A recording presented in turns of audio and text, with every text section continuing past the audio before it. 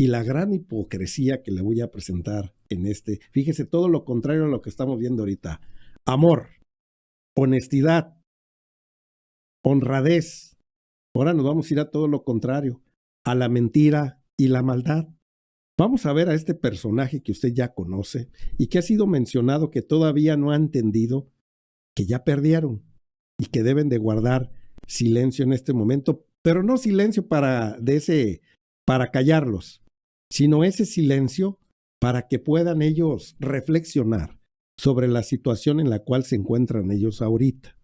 Una situación nada agradable, donde el pueblo de México les dijo no, pero enfáticamente. No fue un no a medias, no fue una, como dicen ahí en el mundo del box, del deporte del box, en el mundo de las, como dicen, de las orejas rojas y las narices coloradas por ahí, orejas de coliflor y las narices rojas, el box donde dice no fue una división dividida, fue un knockout, ni técnico, fue un knockout fulminante lo que les dio la sociedad mexicana. Y mire, la hipocresía, la mentira de estos señores. Dice Xóchitl Gálvez, vengan a la Feria Artesanal del 2024 en Los Pinos. Aquí podrás encontrar huipiles, barro cocido, platería, alebrijes, talavera, rebozos y todo tipo de artesanías de cada uno de los rincones de México. Su historia es la nuestra más importante de la sabiduría ancestral. ¿Qué pasa de una generación a otra? No se lo pueden perder. Vengan a la Feria Artesanal 2024 en Los Pinos. Los Pinos, hipócrita, le vamos a decir en este momento, mentirosa, los cuales querías volver a convertir en la casa del presidente. Lo dijiste una y mil veces. Es un centro cultural, señora Xóchitl. Es un centro que es de los mexicanos en este momento. Y tú te querías apropiar de él una vez más. Como se lo voy a presentar aquí en pantalla en este momento. Mire lo que le decía Julieta Ramírez, esta gran futura senadora, hoy diputada.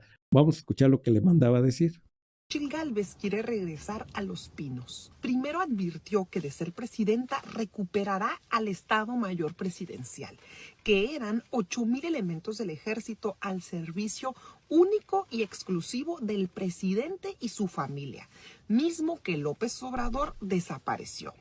Luego dijo que en lugar de vivir en Palacio Nacional, vivirá en la lujosa cabaña que tenía Vicente Fox en Los Pinos. Una cabañita que una pura remodelación nos costó 30 millones de pesos. Ahí humildemente. En fin, la cosa es que Xóchitl ya se vio bajando las escaleras como la gaviota y regresando a los tiempos de opulencia. Por fortuna no ganará y Los Pinos seguirán siendo un recinto cultural y artístico abierto al pueblo de México y ya no un paraíso de mansiones presidenciales para unos cuantos. Xóchitl Gálvez quiere regresar a Los Pinos. Primero advirtió que de ser presidenta recupera. Ahora vamos a escuchar a Xóchitl Gálvez qué decía. Vamos a escuchar a ver si era cierto. ¿Qué decía en campaña la desvergonzada? Yo podría vivir en la cabaña que vivía Fox sin problema. Es mucho más grande que la casa que tengo. ¿Sí? Mi casa actual es de 250 metros. Creo que esa tiene como 500 metros. O sea, de entrada es mucho más grande. Y el salón presidencial me parece bien, el que se tenía para los eventos, el López Mateos. Yo creo que con eso es suficiente para poder trabajar ahí, en Los Pinos, un área de oficinas, qué quizá, bonito. Que veo que ahí han arreglado muchísimas zonas. Yo podría vivir en la cabaña que vivía Fox sin problema. Es mucho más grande que la casa que tengo. Mi casa actual es de 250 metros. Creo que esa tiene como 500 metros. O sea, de entrada es mucho más grande.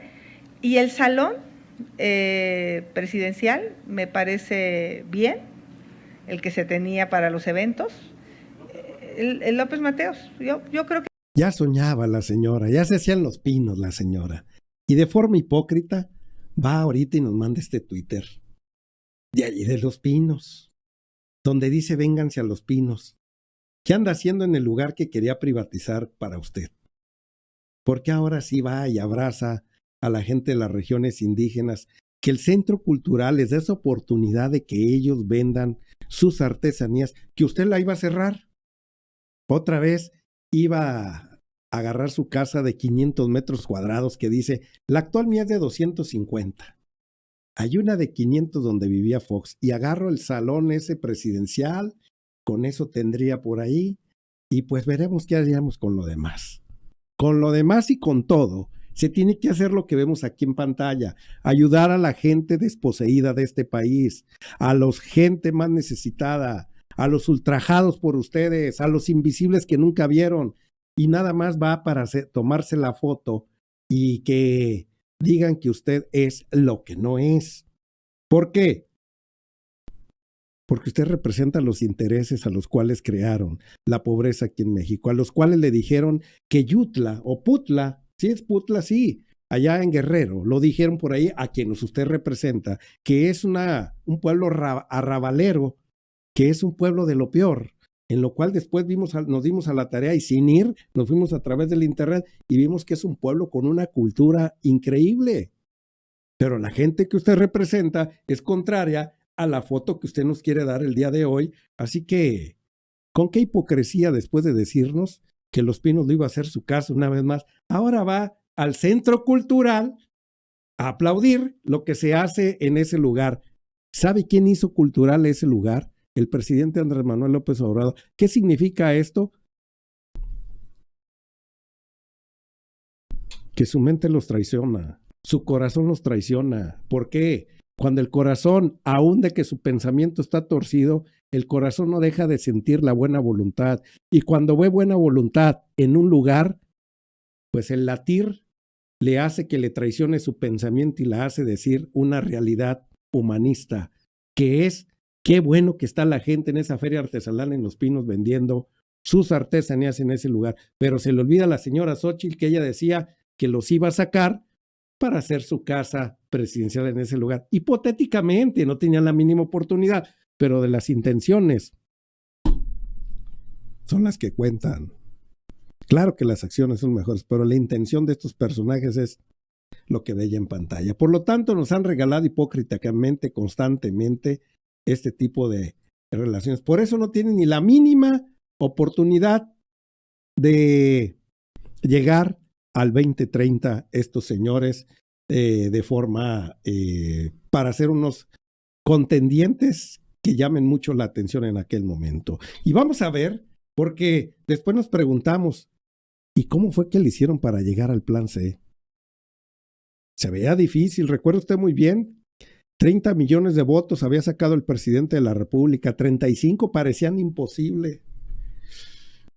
Íbamos a marchas forzadas, los medios de comunicación tradicionales hacían mucho ruido, como hasta el día de hoy pareciera que sí íbamos a ganar, pero no sabíamos la goliza de qué tamaño, pero parecía imposible el plan C. Citlali Hernández aquí nos da un entre de cómo fueron gestando ellos poco a poco esas amalgamas, esos acuerdos que se requerían, a pesar con gente que mucho criticamos, de que por qué estaban ahí, por qué estaba el personaje de Yucatán, por qué estaba este personaje de Televisa y por qué estaban aglutinando gente de esta. Pues aquí Citlali nos va a decir del por qué, para que vayamos entendiendo cómo se manejan las redes de la política para poder llegar a un objetivo requerido. Vamos a darle play. Y algo que a mí me enorgullece muchísimo, que me encargó la propia doctora Claudia Sheinbaum, fue las coaliciones, que siempre tuvimos, digamos, como objetivo pues el plan C, ¿no? Entonces construimos una arquitectura pues muy bien pensada, con un equipo que trabajamos para este momento de datos, pensando cuál era la mejor coalición, que no se sobrerepresentaba Morena, el PT, el Verde, cuál era nuestro límite de cada partido para alcanzar cierto número de pluris. Entonces, bueno, eso a mí me llevó a conducir cada mesa, cada diálogo, cada negociación con ambos partidos, 8 meses. Porque tengo entendido también que Morena llevó una coalición, digamos que justamente estratégica, para tener el carro completo para el plan C, ¿no? O sea, en unos lados iban juntos, en otros no. Pensamos construir esta coalición, que lo hicimos con datos, es decir, no nos sentamos a una mesa como Marco Cortés de Alito a repartir cosas que además ni se podrían, legalmente no deberían repartirse, ¿no?